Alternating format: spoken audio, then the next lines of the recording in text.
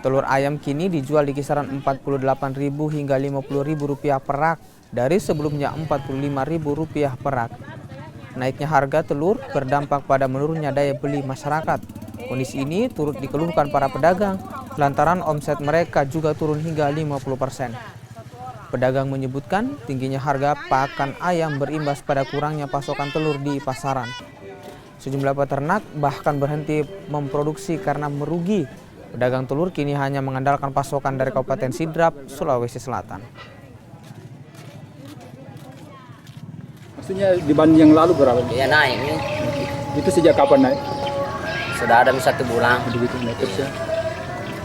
Itu sampai ini Pak apa penyebabnya itu? Penyebabnya naik Ya, karena naik juga pakan, kurang peternak. kurang peternak. Iya, kurang juga peternak. Seperti kurang pasokan Pak. Iya. Ini dipasok dari mana Pak? Ya, Dibawa dari mana? di Sidrap ini, telur di Sidrap ini Telur bawa ke Sidrap ya? sini. Iya. Kalau telur lokal Pak ada? Ya, Telur lokal Pak ada? telur lokal Yang peternak lokal ada juga? tidak ada itu. Sudah kurang ya?